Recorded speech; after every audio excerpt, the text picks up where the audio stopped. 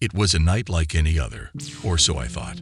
The rain had been falling relentlessly for hours, a torrential downpour that showed no sign of letting up. I sat by the window, sipping on a hot cup of tea, the comforting patter of rain against the glass lulling me into a sense of tranquility. As the clock in the living room struck midnight, a sudden chill ran down my spine. I couldn't quite place it, but something felt off, as if the very air had thickened with an unspoken dread. I shook it off as mere imagination and went back to my book, trying to lose myself in its pages. But then the lights flickered, casting eerie, dancing shadows on the walls. I glanced at the ceiling, half expecting it to cave in, and my heart raced as I realized the power had gone out. I fumbled for my phone, using its feeble flashlight to navigate the room. Outside, the rain continued to pour, relentless and unforgiving. I decided to venture to the basement, where the circuit breaker was located. The air grew colder and more oppressive with each step I descended. It felt as though the very house itself had come alive, a malevolent presence that watched my every move. The basement was a realm of shadows, illuminated only by the faint glow of my phone's flashlight. I reached the circuit breaker and began flipping the switches, but each time I did, the lights remained stubbornly off. Panic gnawed at me as I realized I was alone in the dark, with only the relentless rain as my company. As I ascended the basement stairs, a sound echoed through the house, a slow, deliberate creaking. My breath caught in my throat as I realized it was the sound of footsteps, measured and deliberate, coming from the upper floor.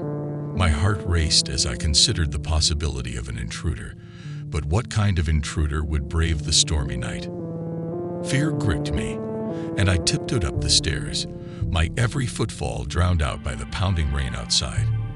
As I reached the top, the footsteps grew louder, closer. They led me to the hallway, where my bedroom door stood ajar. With trembling hands, I pushed the door open, and what I saw froze me in my tracks. A figure, shadowy and indistinct, standing at the foot of my bed. The room was bathed in an otherworldly, bluish light, and the figure turned slowly to face me. Its eyes, those ghastly, unblinking eyes, locked onto mine. In their depths, I saw unspeakable horror and an insatiable hunger. A voice, dripping with malice, whispered, "You shouldn't have come." I fled, stumbling down the stairs and out into the relentless rain. The figure pursued me, its presence an overwhelming malevolence that threatened to consume me whole. I ran through the rain-soaked streets, breathless and terrified, until I found refuge in a stranger's house. The police arrived soon after, but when they searched my home, they found no intruder, no bluish light, no chilling figure. It was as though the terror that had gripped me had vanished into thin air. To this day, I can't explain what I saw that rainy night, but the memory of those unblinking eyes and that malevolent presence still haunts my dreams, a chilling reminder that the darkness can seep into the most ordinary of nights. It was a stormy night, the kind of night that sends shivers down your spine and makes you question every creak and rustle in the dark. Rain lashed against the windows, and thunder rumbled ominously in the distance. I sat in my dimly lit living room, cocooned in the eerie ambience that only a rainy night can provide. As I sipped my tea, the flickering candlelight cast eerie shadows on the walls. The rhythmic drumming of the raindrops on the roof had always been a soothing lullaby, but tonight it was different. It held an unsettling cadence, like a whispered secret from the heavens. I had just settled into my book when the first anomaly occurred. The lights flickered, dimming for a brief, heart-stopping moment. The power outage wasn't uncommon in this remote cottage nestled in Rainy Hollow, but something about it felt sinister, as though the storm itself conspired against me. Reluctantly, I got up to investigate the circuit breaker, guided by the flickering candlelight. The air in the house had grown heavy, charged with an electric tension that made my skin prickle. I reached the basement door, hesitating for a moment as a feeling of dread washed over me. Descending into the basement, I could feel eyes on me, unseen and uninvited. The dimly lit space seemed to close in, and the distant rumble of thunder added to the ominous atmosphere. I reached the circuit breaker, my fingers trembling as I attempted to restore the power. But each flick of the switch yielded no results. The basement felt colder now, and the shadows danced with malevolent glee. I could almost hear the walls whispering secrets long buried. As I ascended the stairs, a sound shattered the silence. A slow, deliberate creaking from the upper floor. Dread gripped my heart as I realized that it was the unmistakable sound of footsteps, someone or something moving with purpose. My heart pounding in my chest, I climbed the stairs, my footsteps barely audible against the backdrop of the relentless rain. The footsteps led me down the hallway, each creak echoing like a sinister invitation. The door to my bedroom stood slightly ajar, and my pulse quickened as I pushed it open. What I saw inside will haunt me for the rest of my days. A figure, dark and ethereal, standing at the foot of my bed. The room was bathed in an otherworldly, bluish light that cast long, eerie shadows. The figure slowly turned to face me, and its eyes, those chilling, unblinking eyes, locked onto mine. In their depths, I saw a bottomless void of malevolence and hunger. A voice, dripping with malice, whispered, "You should never have come." I fled from that room, my terror-fueled footsteps taking me down the stairs and out into the drenched night. The figure pursued me, its presence a maddening malevolence that threatened to consume me. I stumbled upon a stranger's doorstep, drenched and trembling, and they called the police. But when the officers arrived and searched my home, they found no intruder, no bluish light, no chilling figure. It was as though the very essence of the storm had conspired to torment me and then vanished into thin air.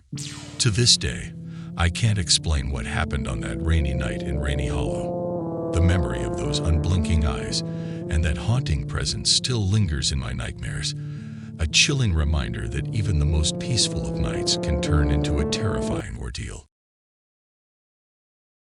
It was a night that would forever haunt my dreams. The relentless rain poured from the heavens, casting an eerie pallor over everything. Thunder rumbled in the distance, and lightning illuminated the world in brief, ghastly flashes. I sat in my darkened living room, the only source of light a flickering candle, and my unease grew with each passing moment. The raindrops tapped insistently on the window panes, their rhythm like a ghostly drumbeat. My cat, usually unfazed by storms, had sought refuge under the couch, her frightened eyes reflecting the unease that now gripped me. As I tried to lose myself in a book, I noticed the lights flicker, their glow dimming momentarily. It was not an uncommon occurrence in this old house, but tonight, it took on a more sinister aspect. The very air seemed charged with an unspoken dread, as though the storm had brought something else with it. I reluctantly got up to investigate the circuit breaker, the candlelight casting eerie shadows on the walls as I navigated through the dimly lit hallways. The air grew colder and more oppressive with each step I descended into the basement, as if the very house itself had come alive. In the basement, the shadows seemed to dance with malevolent glee. The circuit breaker loomed before me, a solitary figure in the dimness. I hesitated for a moment, an unshakable feeling of dread washing over me, before I summoned the courage to flip the switches. But as I did, the lights remained stubbornly off. Panic gnawed at me as I realized I was alone in the darkness, with only the relentless rain outside for company. As I turned to ascend the stairs, a sound shattered the silence. A slow, deliberate creaking, unmistakably the sound of footsteps. My heart raced as I climbed the stairs, my footsteps nearly drowned out by the torrential downpour outside. The footsteps led me down the hallway, each creak of the floorboards like an eerie invitation.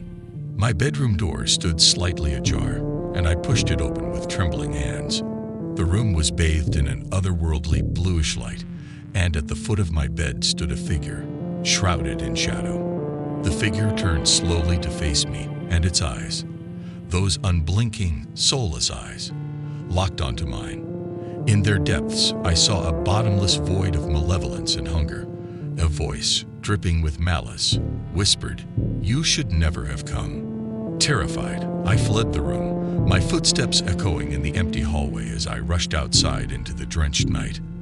The figure pursued me, its presence an overwhelming malevolence that threatened to consume me whole. I sought refuge in a stranger's house, my clothes drenched, my mind in turmoil. The police were called, but when they searched my home, they found no intruder, no bluish light, no chilling figure.